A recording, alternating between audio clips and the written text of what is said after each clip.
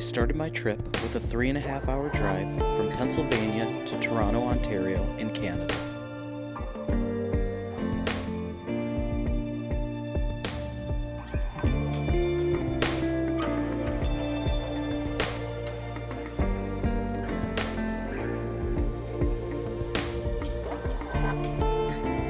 The crossing at the border went smoothly, and I made it to my hotel, the Delta Hotel, around 7:30 that night.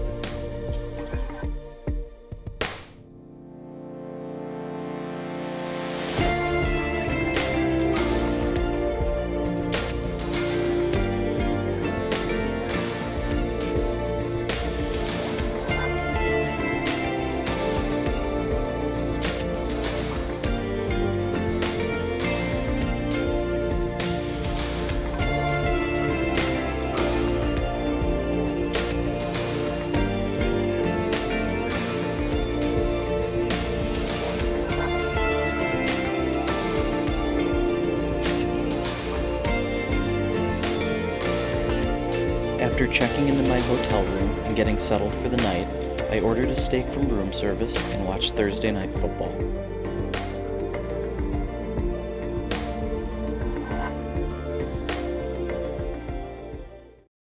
I grabbed a quick breakfast the next morning and took an Uber over to the airport.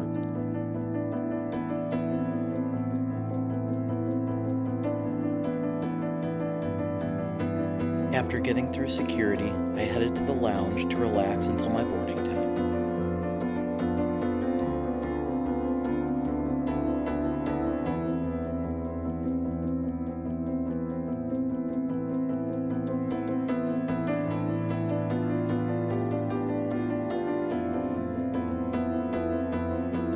I boarded my Korean Air flight and got ready for the 15-hour journey to South Korea.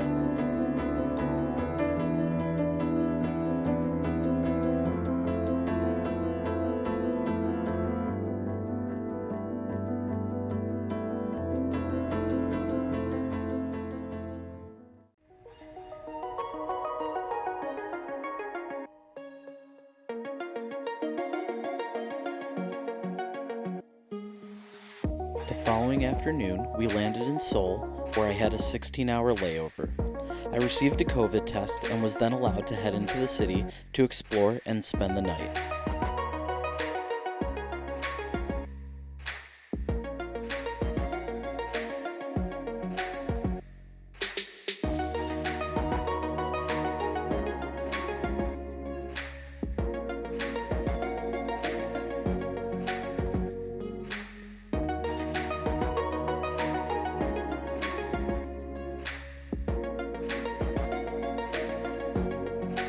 I met up with some of the other members of my trip, and we stopped at a pub to eat and get a few drinks.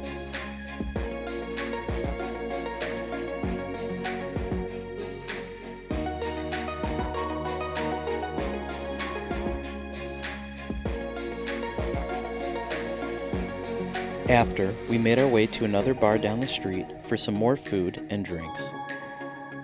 Before heading back to my hotel, I stopped at the 7-Eleven for some snacks. I loved all the crazy flavors and packaging that they had there.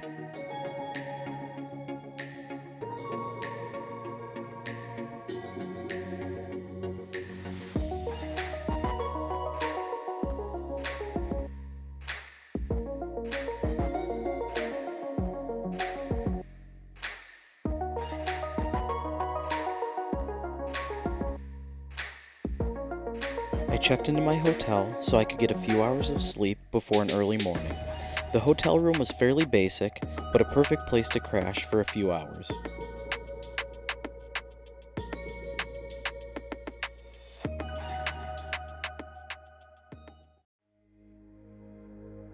We had a 5 a.m. wake-up call the next morning to drive back to the airport to catch our flight to Mongolia.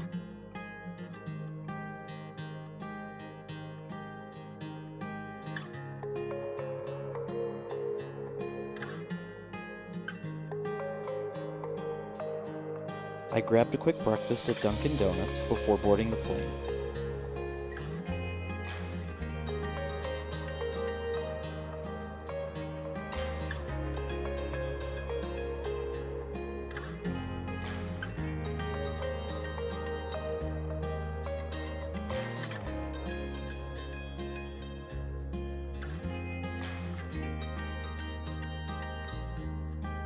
I found my seat and got comfy for the 4-hour flight ahead.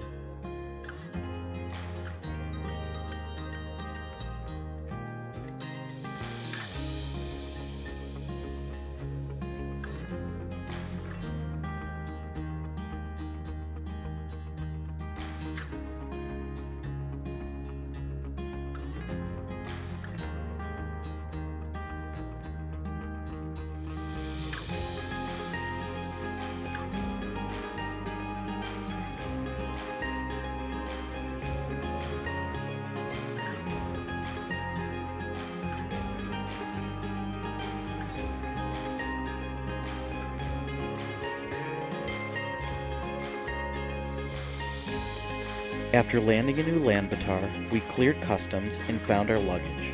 Luckily, all of my hockey equipment and clothing made it safe and sound.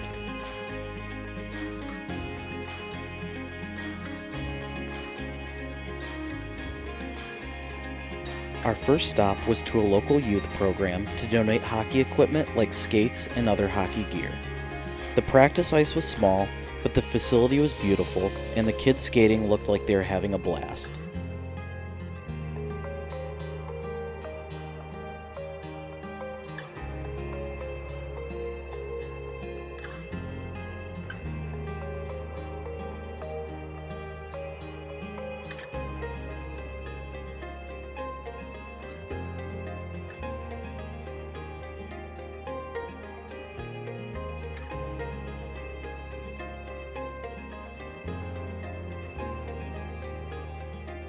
We then drove to our hotel, the Ramada by Wyndham, and checked in. My room was clean and had a great view of the city.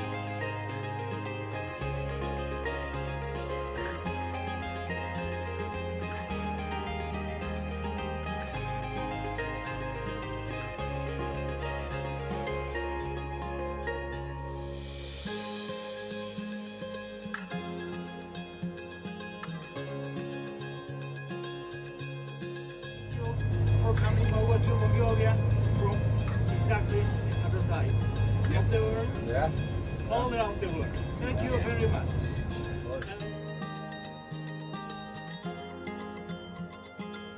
We grabbed lunch as a team at a local restaurant that served Mongolian food, which was very tasty.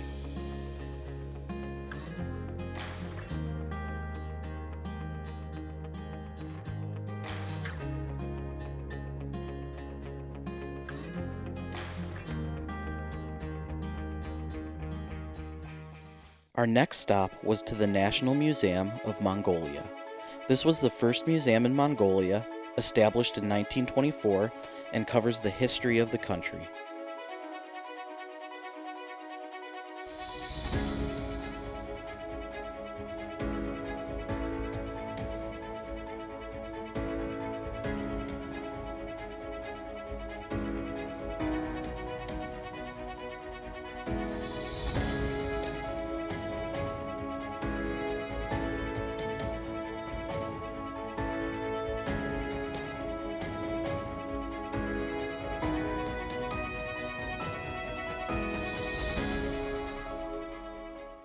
After a little free time, we loaded onto the bus to drive to our first hockey game against the Mongolian team.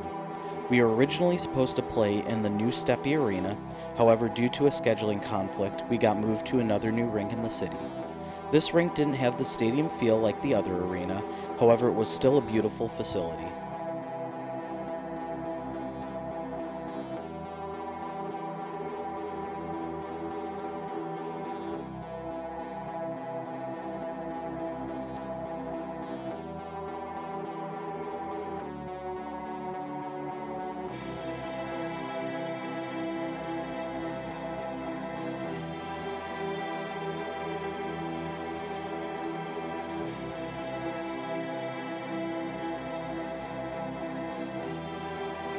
They couldn't find the drill to put in the pegs for the net for the first game, so we had to play without them, which was a bit challenging.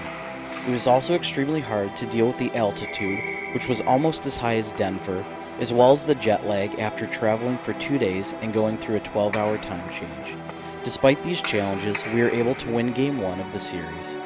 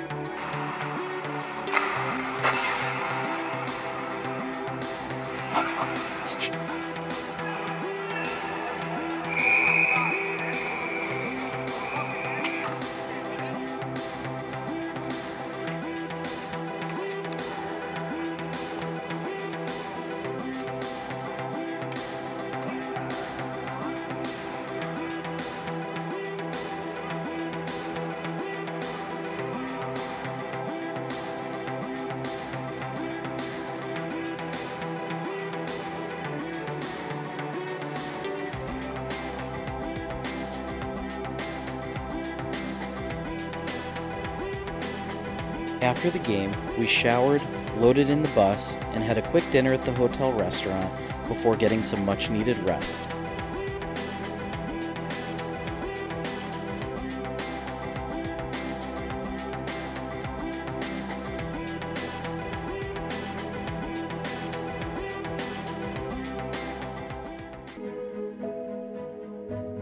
Day 2 started with a breakfast at the hotel before loading onto the bus to head into the city.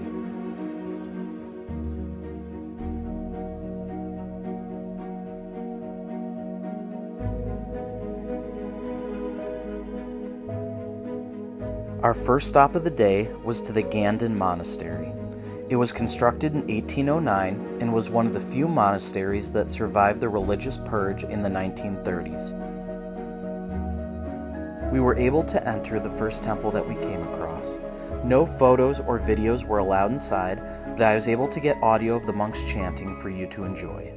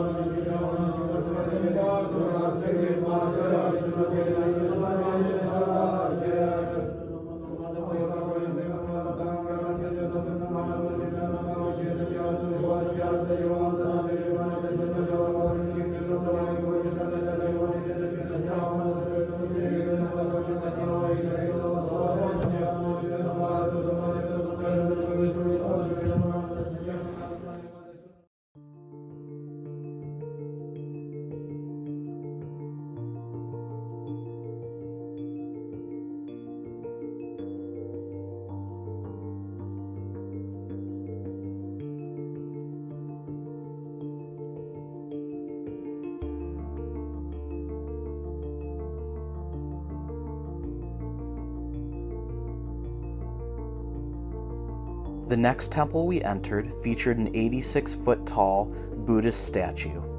The original statue was taken by Russia in 1937. The new statue was dedicated in 1996 and built with donations.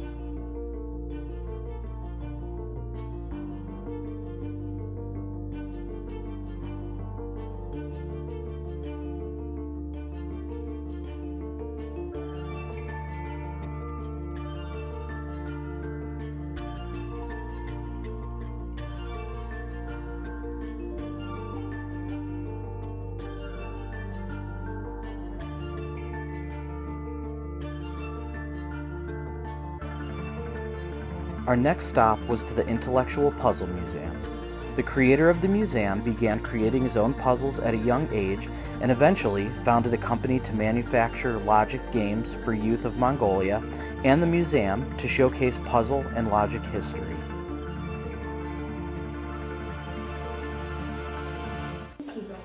Wooden pillow. Yeah, wooden pillow. This is tooth. This tooth is used in countryside. Herdsmen use it to carve out sheep, calves. Like a wooden kind of whistle, is it? Yes. Okay, here is a 12 Asian horoscope signs. 12 year of animals. It has there have 12 different ways to solve. Made by Seibos, made by Tomotsu. It's not magnet. Yeah. It's very easy. It's up. Wow.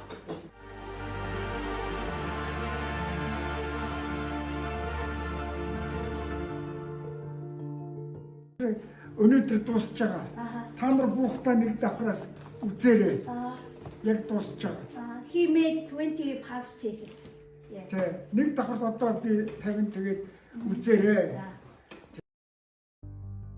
The museum displays some puzzles created by the founder, as well as rare and precious puzzles from around the world. Over 5,000 toys, puzzles, and games are on view, most of which visitors are invited to try.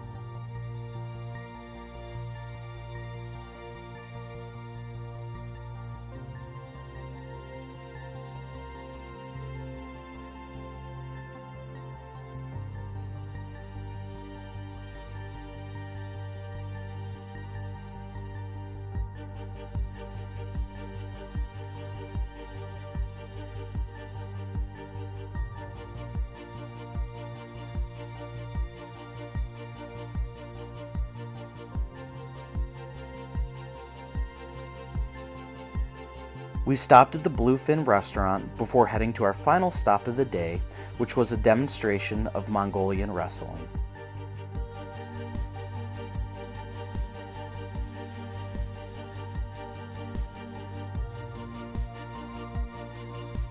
In Mongolian wrestling, the goal is to get your opponent to touch his upper body, knee, or elbow to the ground.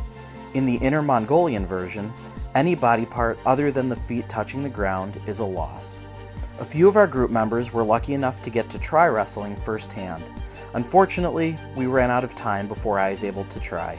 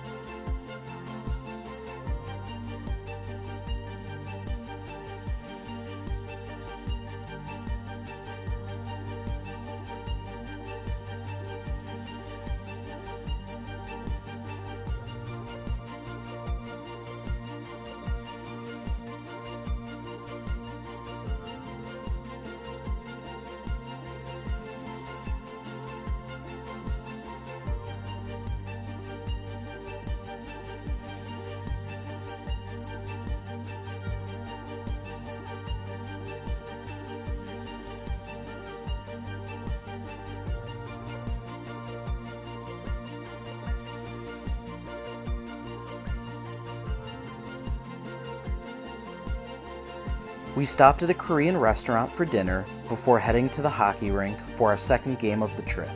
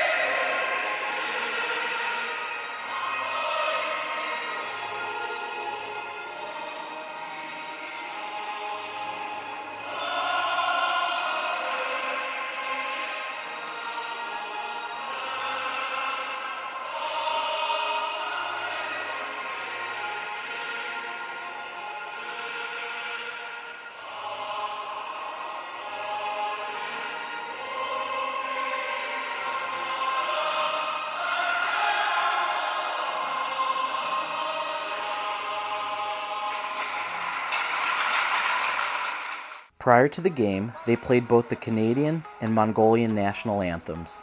Instead of playing the actual Canadian national anthem, though, they accidentally played an O Cannabis version, which gave everyone a good laugh. Game 2 didn't go as well as our first game, and we ended up losing to the Mongolian team.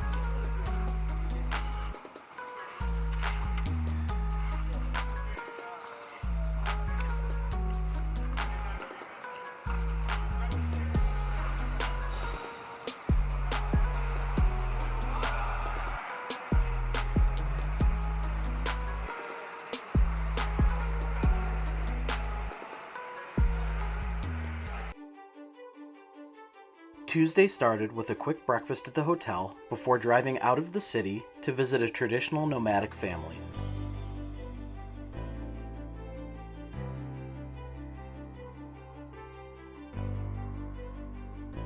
We arrived at the camp called Mongol Nomadic. They've been in operation since 2011 and give tourists the chance to experience traditional Mongolian culture.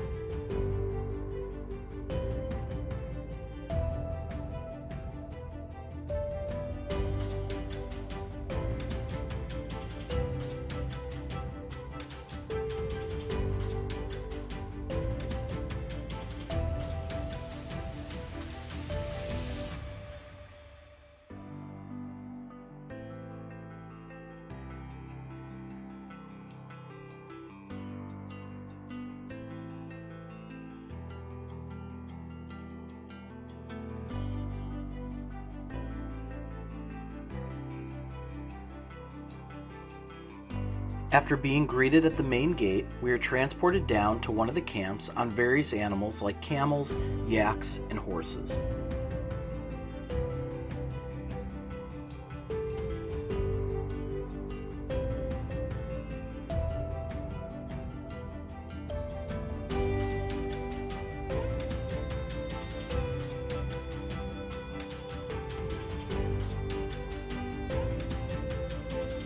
We were welcomed into a gur where we were served various traditional snacks and drinks.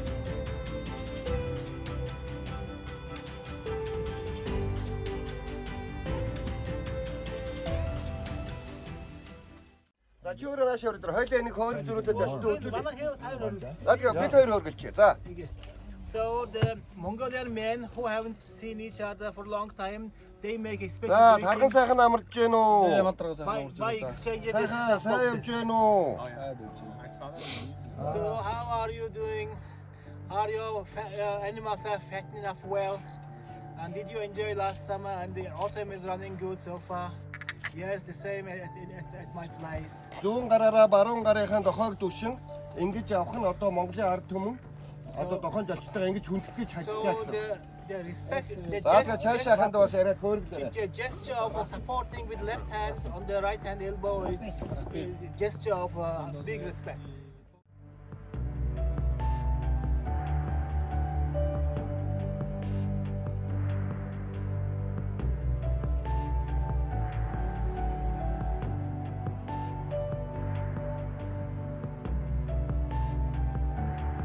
After snacking, we are treated to a performance of traditional Mongolian music.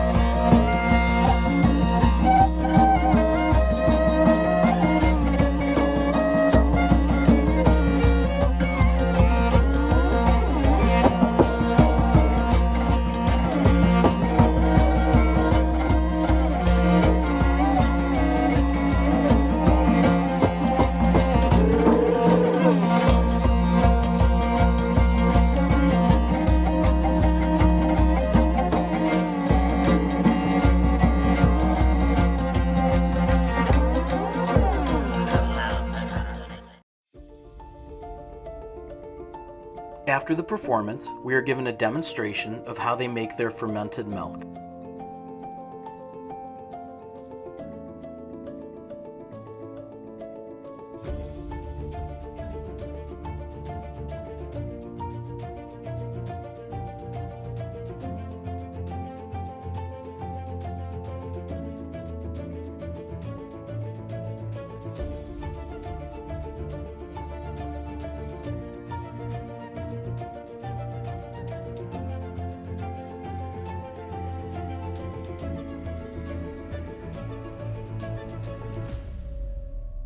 The group was shown how nomads used to make felt. This is done by hitting the sheep's wool with sticks. The wool is then laid out for several days before being rolled up and dragged by animals to compress the fibers.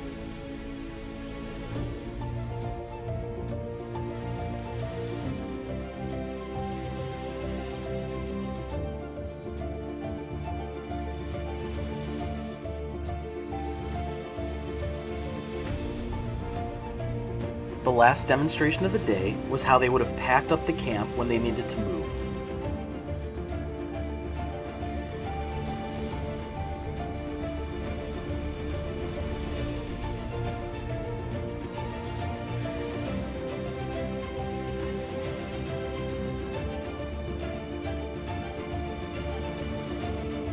Before leaving camp for the day, we had lunch at their restaurant. This consisted of mutton and vegetables. We had free time in the afternoon to relax at the hotel before heading to dinner. This night's dinner was Indian food at the Mumbai Palace.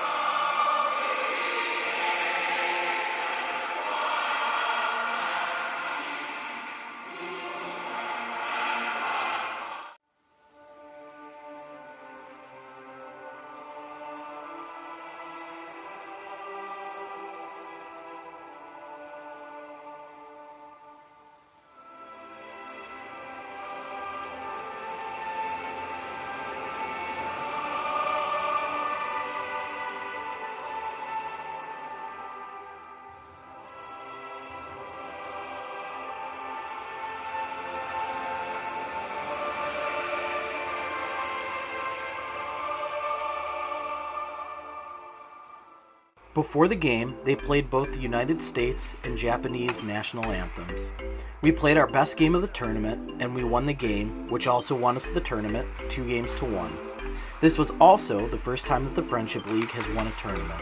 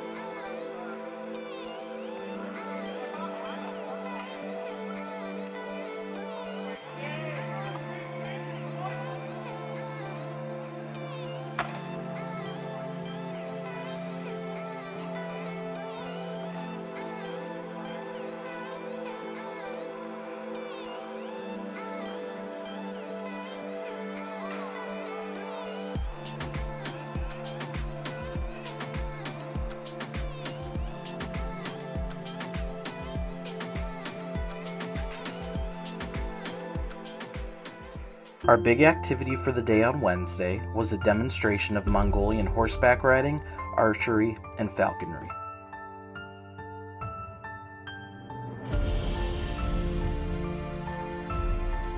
On our way, we stopped at a store that I would compare to a Mongolian version of Sam's Club. They had everything from food to dishwashers to oddly large bottles of beer.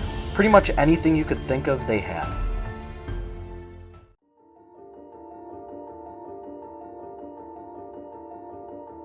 We were met at our destination by men and women on horseback that escorted us to their demonstration area.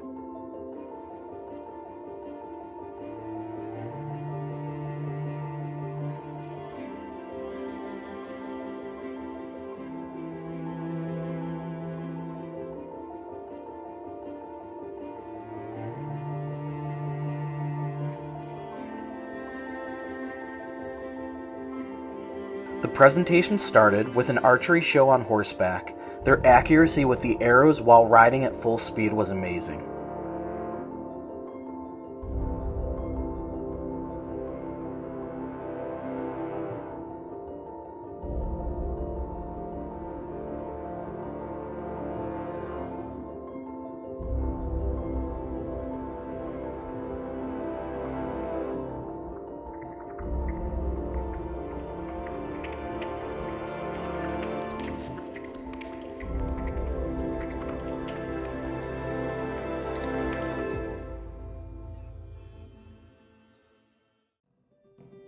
Up next was the falconry demonstration. Birds of prey like falcons, hawks, or eagles are trained to hunt small game.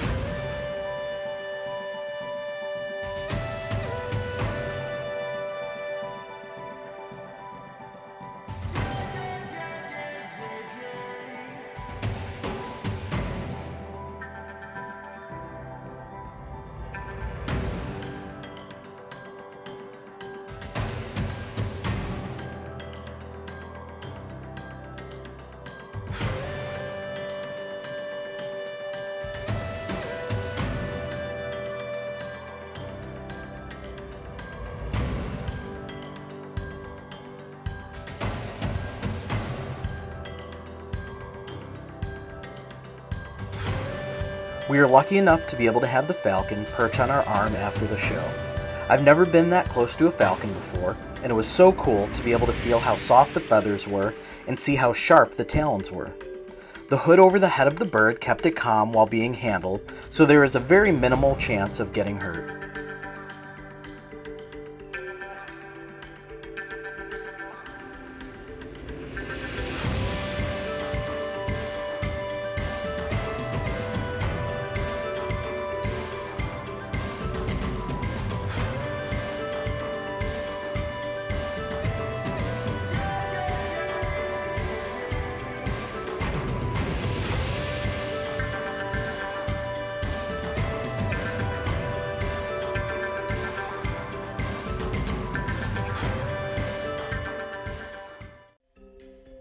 Our last demonstration for the morning was archery. We all got to try to shoot the bow and arrow at targets about 25 yards away. I hit the target twice and missed horribly on another couple times that I got to try. I think it's safe to say that I need a lot more practice.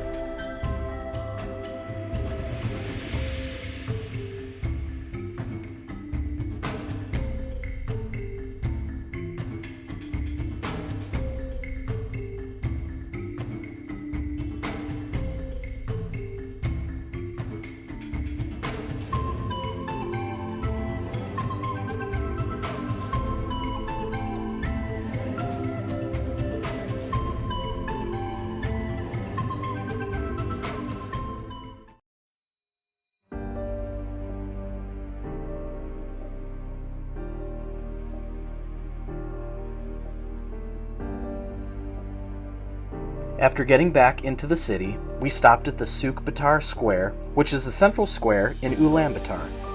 The name was briefly changed to Genghis Khan Square in 2013, but was changed back in 2016. There's a large equestrian statue dedicated to Damdin Sukbatar, who was a revolutionary hero in Mongolia. There's also a large statue dedicated to the famous Genghis Khan.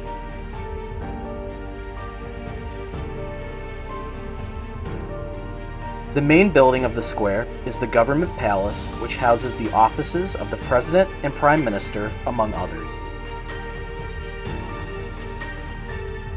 While trying to leave, our bus had a really tight squeeze to get out. We were pinned between parked cars on one side and parts of a stage on the other, but somehow our driver managed to make it out unscathed.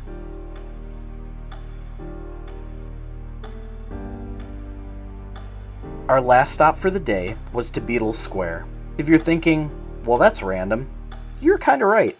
The Beatles never visited Mongolia. Before heading to hockey, we stopped for a quick dinner.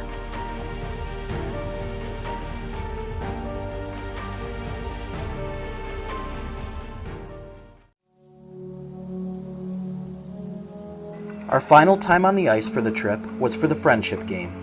This is a tradition where the two teams mix rosters and play a friendly game so everyone can interact in a fun and friendly way.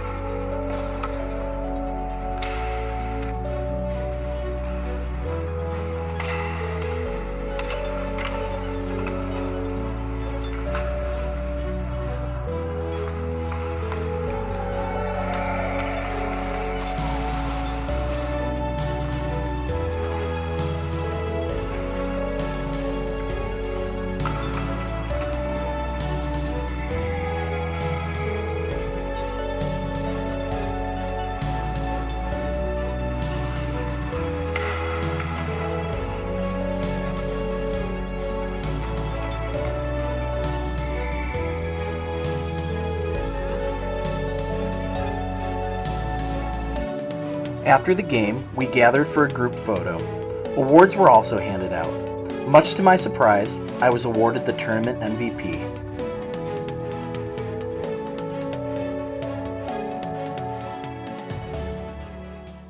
Once we showered and changed, it was time for another tradition, the friendship banquet. The Mongolian team rented an entire restaurant for us to use for the night. It had a life-size pool table where you kick soccer balls, a snooker table, karaoke, video games, and of course food. They also played us a video that highlighted their local program.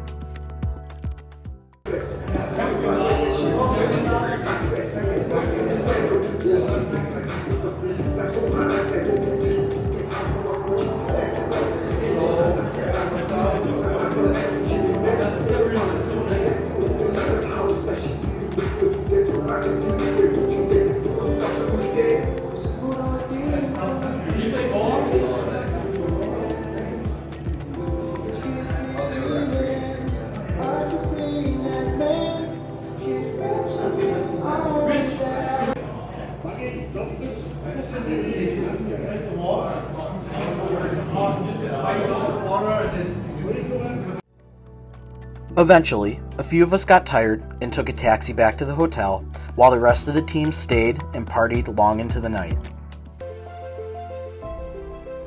We started our day early so we could drive to an adventure park outside of the city. Along the way, we stopped at a religious stone pile where Buddhists will stop to worship. We were told if you walk around the mound 3 times in a clockwise direction, it'll bring you good luck.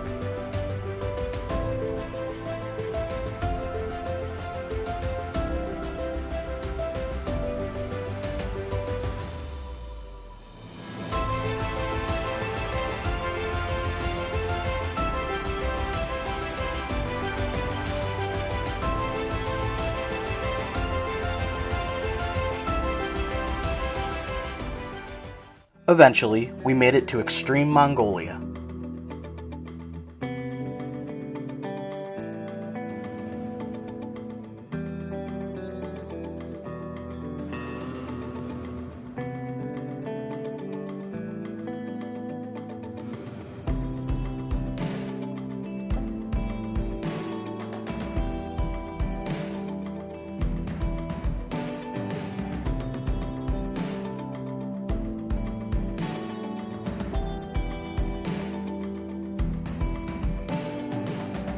Our first activity of the day was zip lining.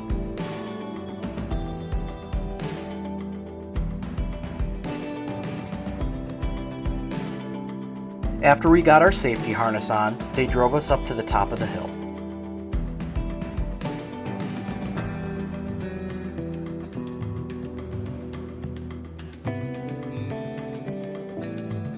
We were able to go more than one time, but you had to walk back up to the top on your own. I made the hike back up because I didn't think the hill was that big, but I was wrong. It still was worth a trip to ride it again though.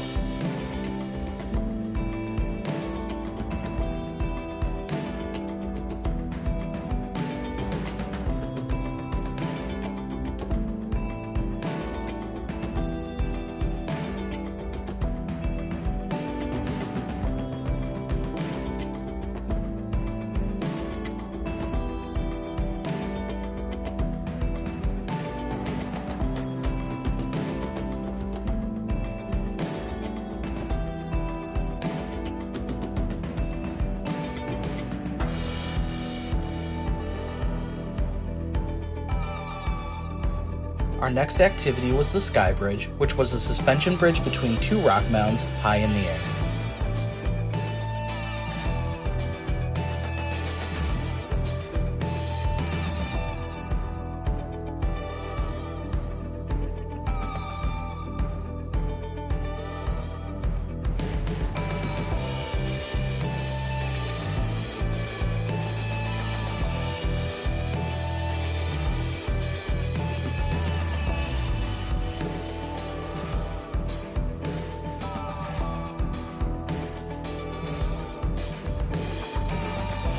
Our last activity of the day was riding ATVs and UTVs. We alternated who was driving so that everyone got a chance.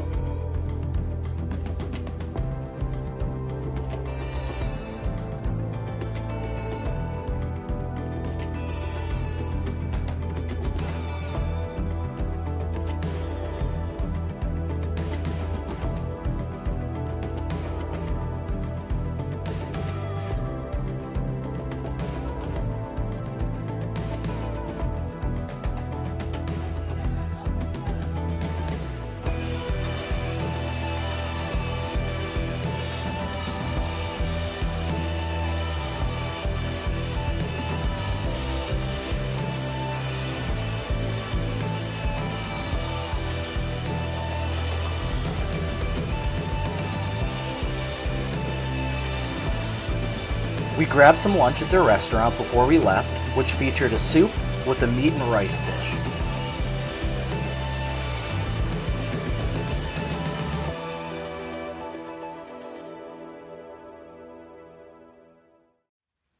Our final stop of the day was to the Genghis Khan statue complex. The statue is about 100 feet tall and made out of stainless steel.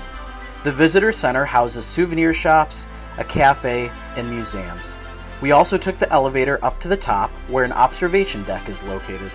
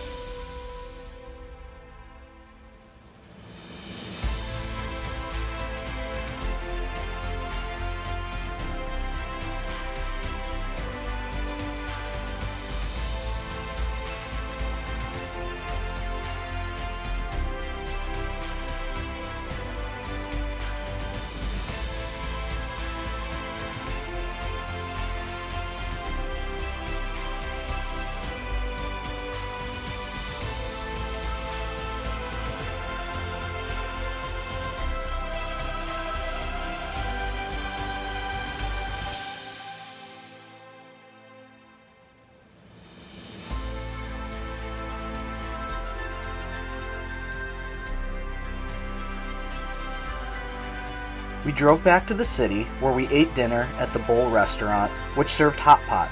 After, I turned in for the night at the hotel to get a good night's rest.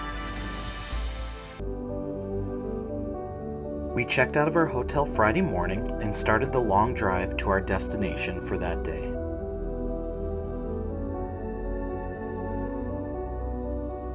A few hours into the trip, we stopped at a roadside restaurant for lunch. The menu is in Mongolian and English, but some of the translations were pretty funny. My favorite was chicken fried thigh thighs. I ordered the chicken and rice and got a pear-flavored drink.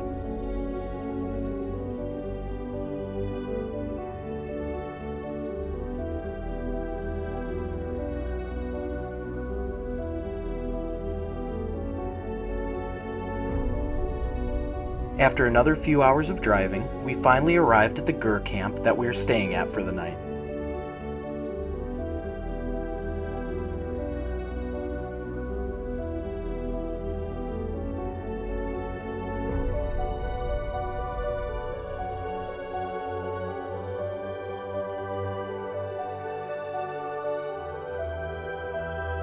We were assigned our Gur and put all of our belongings inside.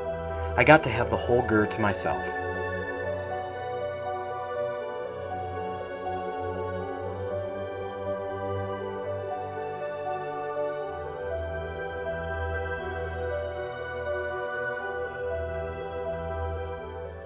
We loaded back onto the bus and drove a few minutes down the road to our activity for the day, which was camel rides.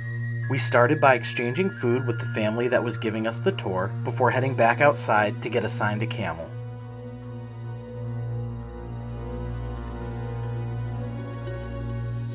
Once everyone was mounted, the children of the family started leading us out to the sand dunes.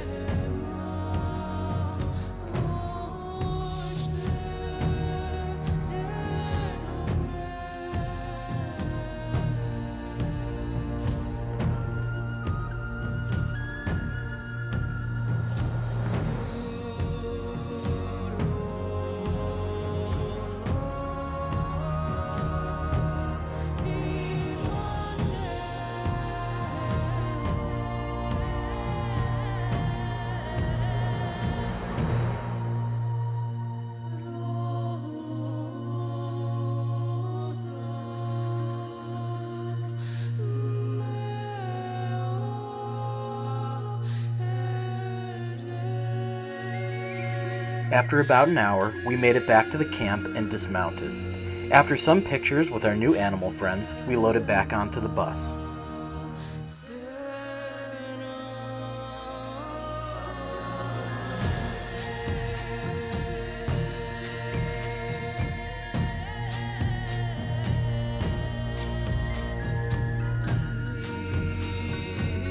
Dinner that night was chicken with rice and potatoes.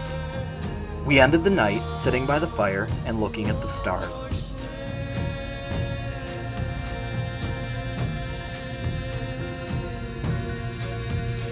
The next morning, we had breakfast at the camp before driving back to the city.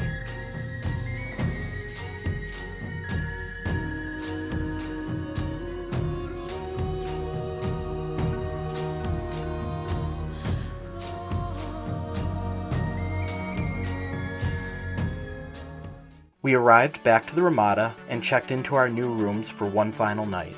I was lucky and got upgraded to the suite.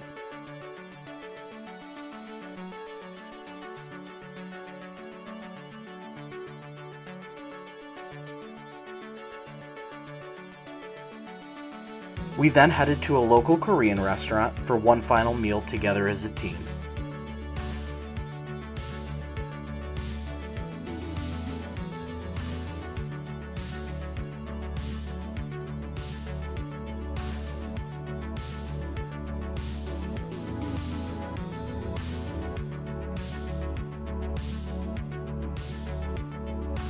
After lunch, a few of us walked to a local brewery.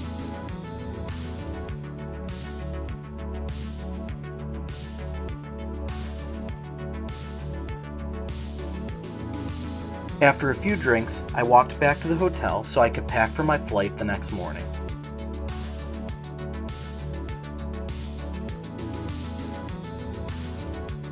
I had one last breakfast at the hotel before myself and another participant checked out and our guide drove us to the airport.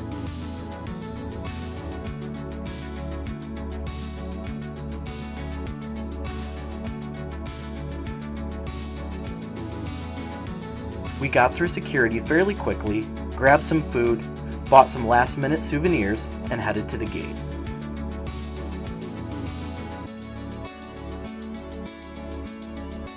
We boarded the plane, and I found my seat at the very back of the plane.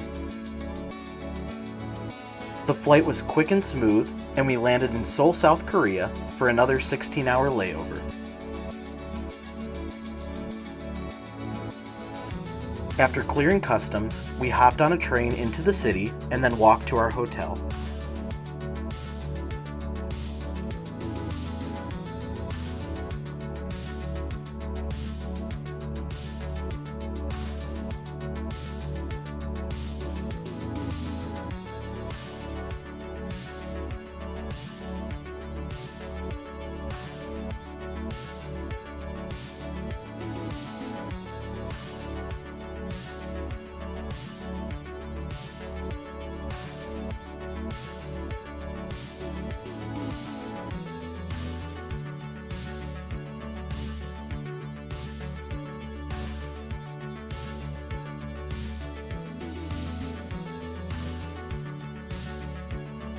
We were both starving, so we walked through the city until we eventually found a Korean fried chicken restaurant that was excellent.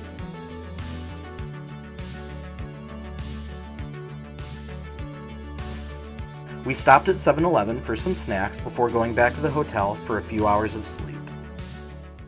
We woke up really early the next morning so that we could walk back to the train station and catch the express train back to the airport.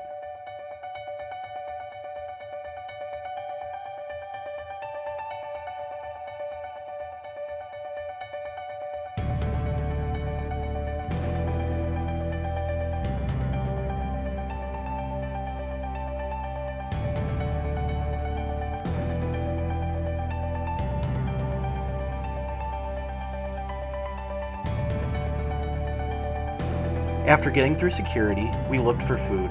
Almost everything was closed so early in the morning, but we managed to find a burger place that was open. It was weird having fast food that early, but it was actually pretty good.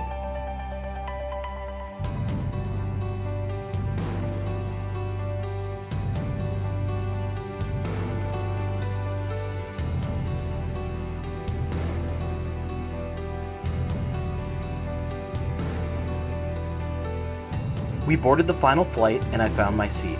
I was lucky, and another passenger traded me their window seat for my aisle seat.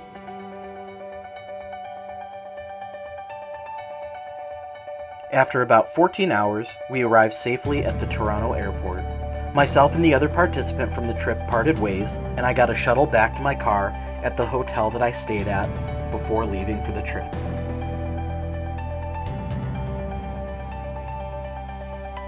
I cleared the border into the US and continued my drive back home.